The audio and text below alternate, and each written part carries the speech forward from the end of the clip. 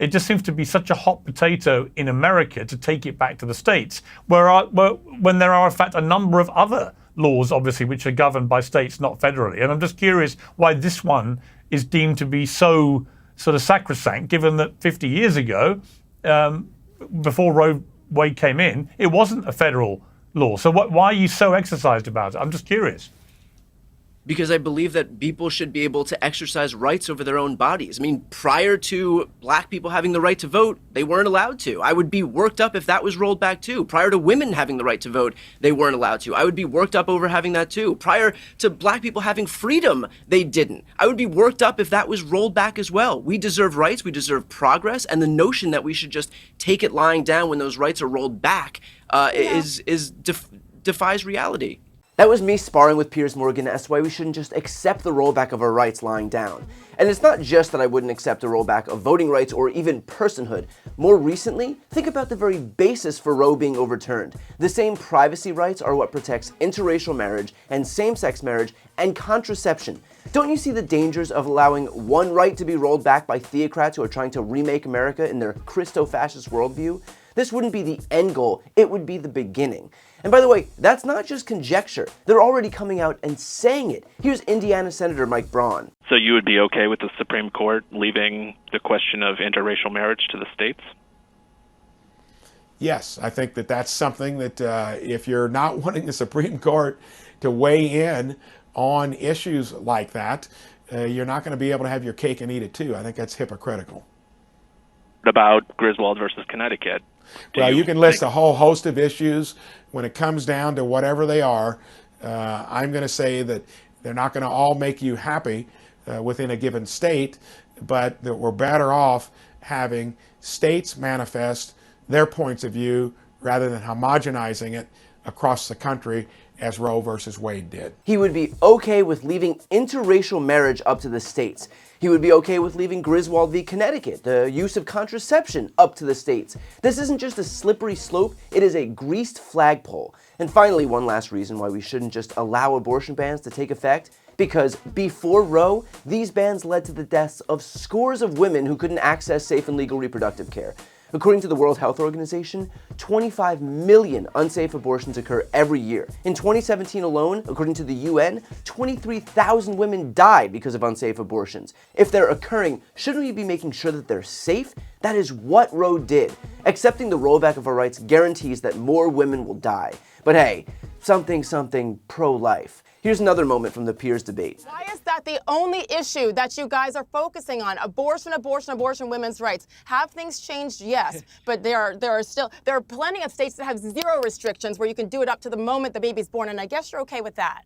Which cases have we seen abortions happen after the baby's born? Because you just said that, so I'm curious where that's happened. It happened for sure in Colorado. I believe it also happened in Minnesota. I'll be glad, and you know what, I'm sure Piers can connect us. I mean, educate me. Excuse me. I'm sure Piers can connect us. I'm sure Piers can. There were babies left so you have no on proof. The table.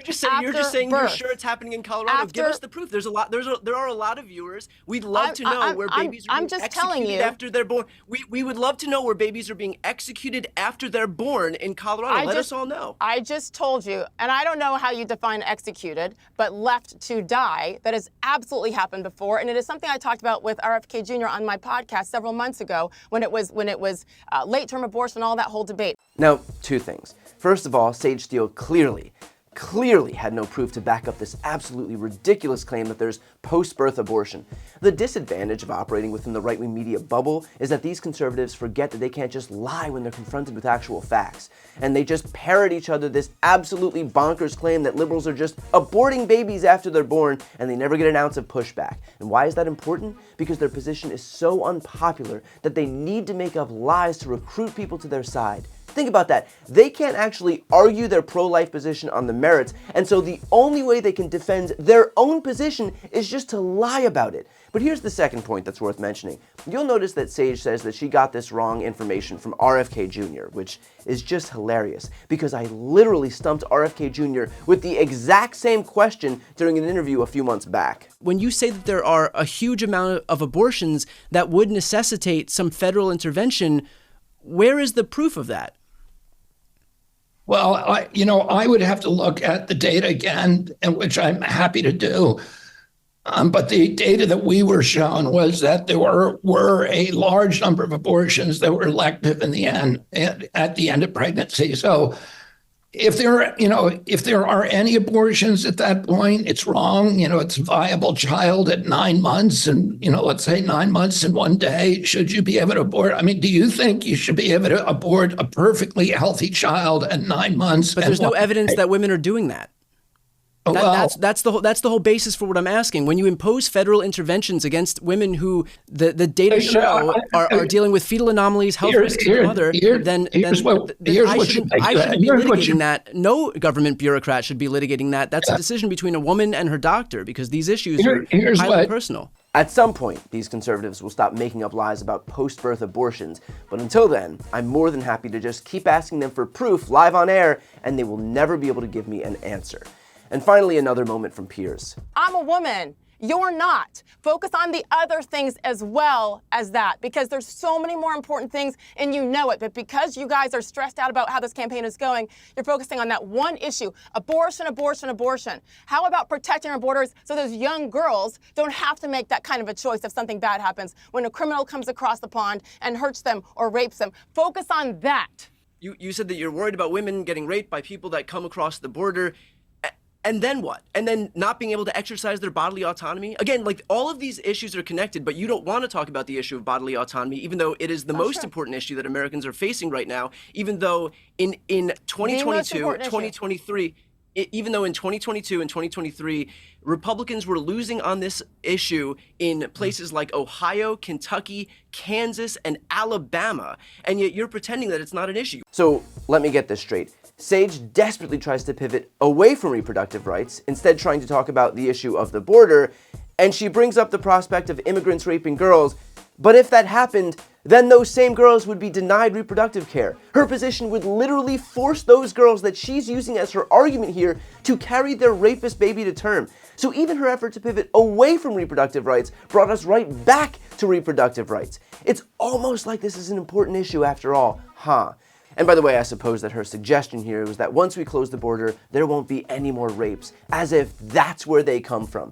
Look, I get that it's a nice little talking point for Fox News, but in reality, immigrants generally have lower rates of violent crime than areas with higher native-born populations. Studies show as unauthorized immigration increases, violent crime actually decreases, or there's no effect, depending on the type of crime. The same thing holds true for some metro-level jurisdictions, which experience lower crime rates as the number of unauthorized immigrant residents increase. No difference in violent crime, rape, or property crime rates in sanctuary cities and non-sanctuary cities.